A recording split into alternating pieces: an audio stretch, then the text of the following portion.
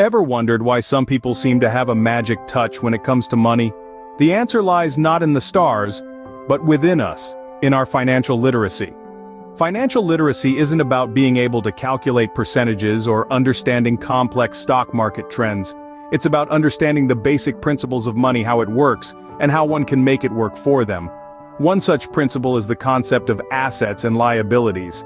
In the third chapter of the book, Rich Dad, Poor Dad, the author's rich dad differentiates between the two in a way that forms the basis of his financial success. He defines an asset as something that puts money in your pocket, and a liability as something that takes money out of your pocket. Sounds simple, right? But it's a principle that many overlook. The rich dad stresses that to become wealthy, one must strive to acquire assets. These could be anything from real estate, stocks, bonds, to intellectual property. These assets generate income even when you're not actively working, creating a steady stream of cash flow. On the other hand, liabilities such as cars, gadgets, or a fancy house drain your wealth. They require constant cash outflow for maintenance and thus do not contribute to wealth creation. Many of us, especially those in the middle class, often mistake these liabilities for assets. But as the rich dad explains, they're not. They don't put money in your pocket, they take it out. The key to financial success, according to the rich dad, is to understand this difference and make informed decisions. It's about knowing where your money is going and ensuring that it's working for you, not against you. Financial literacy empowers you to take control of your financial destiny and not leave it to chance or to the winds of economic change. So, if you ever find yourself wondering why some people seem to have a magic touch when it comes to money, remember the words of the rich dad. The rich buy assets. The poor only have expenses. The middle class buys liabilities they think are assets. But how do we start thinking like the rich dad? How do we shift our mindset? The magic is in the mindset. This is a recurring theme in Chapter 3 of Rich Dad, Poor Dad. The rich dad's philosophy hinges on the need to alter our thinking and attitudes towards money. It's about breaking away from the traditional mindset that money is an end, a destination. Instead, it's a means, a tool, a vehicle that, when used wisely, can create an ocean of opportunities and a lifetime of financial independence. The rich dad's wisdom encourages us to take risks.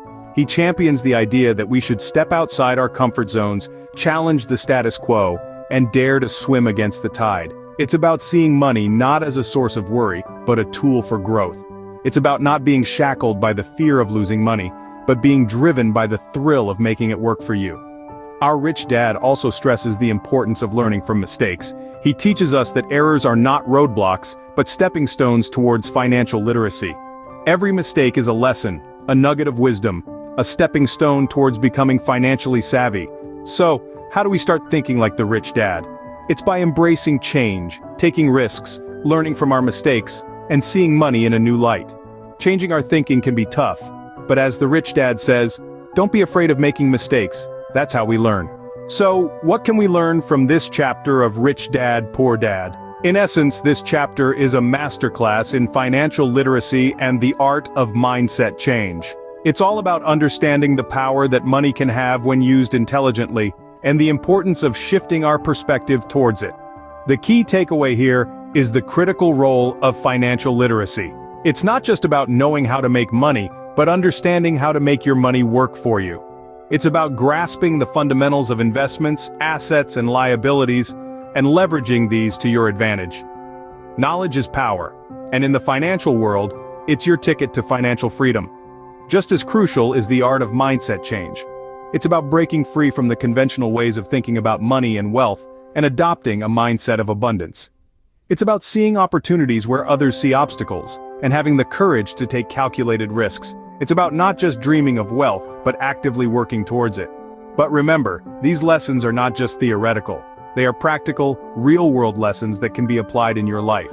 Start by educating yourself about finances. Start seeing money not as a necessary evil, but as a tool for creating wealth. And most importantly, start believing in your ability to achieve financial freedom. Remember, the single most powerful asset we all have is our mind. If it's trained well, it can create enormous wealth.